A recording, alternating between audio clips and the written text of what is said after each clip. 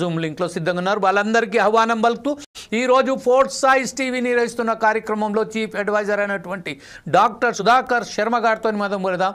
Sir, వాస్తవానికి చూస్తే మనం ఇంతకు ముందు చెప్పినట్టు హైదరాబాద్ బల్దియా ఖాయాపియా చల్దియా ఇది చాలా అప్పటి నుంచే ఎప్పుడైతే హైదరాబాద్ నగరానికి సంబంధించిన ఒక గత 40-50 సంవత్సరాల నుంచి ఈ విషయం ఇట్లనే వస్తుంది. అప్పుడు కూడా జలమయమైన హైదరాబాద్ ఈ రోజు కూడా ఎక్కడ కూడా మారలేదు. ఈ విషయంపై మీరు దీన్ని ఎలా విశ్లేషిస్తారండి? Thank you జమీల్జీ. ముఖ్యంగా తొలకరి జల్లులను చూసి ఆస్వాదించవలసినటువంటి నగరం భయాందోళనలకు గురి కావటం అనేది నిజంగా ఆలోచింపజేస్తోంది. అసలు ఒక వర్షపు చినుకు పడగానే ఇక్కడ నగరవాసుల యొక్క హృదయ స్పందన కూడా మారిపోతోంది. మన అనేక రకాలైనటువంటి ఆలోచనలు చుట్టుముడుతున్నాయి. ఎందువల్ల అంటే మనం అనేక కార్యక్రమాల రీత్యా ఆఫీసులకు కానివ్వండి, స్కూల్స్ కానివ్వండి, అలాగే రకరకాల పనుల రీత్యా బయటికి వెళ్తూ ఉంటాం. మరి వెళ్ళినటువంటి వ్యక్తి క్షేమంగా వస్తున్నాడా, రాగలరా, అసలు మనం ఇటు నుంచి మన ఇంటికి క్షేమంగా చేరుకునేటువంటి విధానం ఏమిటి అనే విషయంలో కూడా ఎంతో ఆందోళన మనం చూస్తూ ఉన్నాం. అసలు మాన్సూన్ యాక్టివిటీ అనేది పీరియాడికల్గా మనకు వస్తున్నటువంటి ఒక నేచురల్ ఫినామినన్.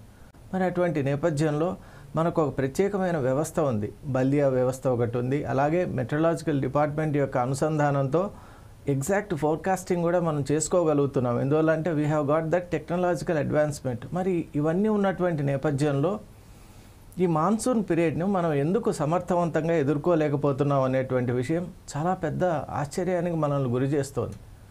ఒక పక్క అద్భుతమైన వ్యవస్థలు ఉన్నాయి. ప్రభుత్వం కూడా చిత్తశుద్ధితోనే ఈ కార్యక్రమంలో మేము పాల్గొంటున్నామని అనేక సందర్భాల్లో తెలియజేస్తున్నటువంటి నేపథ్యంలో ప్రతిసారి కూడా వైఫల్యమే చూస్తున్నాం.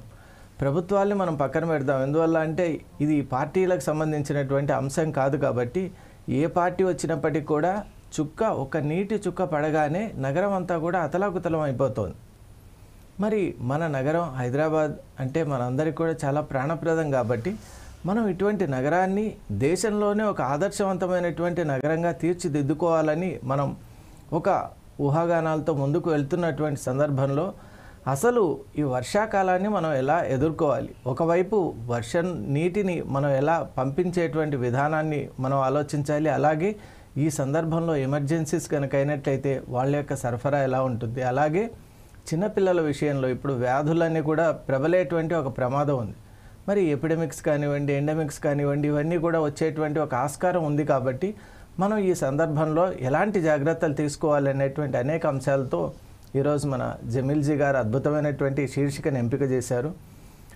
ఈ శీర్షికలో మనకు డిస్టింగ్విష్డ్ ప్యానెల్ ఎవరైతే ఉన్నారో వారి ద్వారా మనం సలహాలు తీసుకుందాం. ఇక్కడ మనం అప్రోచ్ ఎప్పుడు కూడా constructive approach.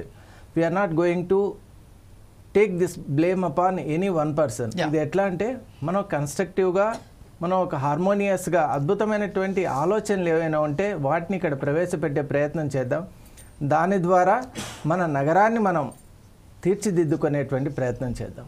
Thank you very much Sudhakar Sharma గారు. ప్రస్తుతం మమ్మల్ని ఒకసారి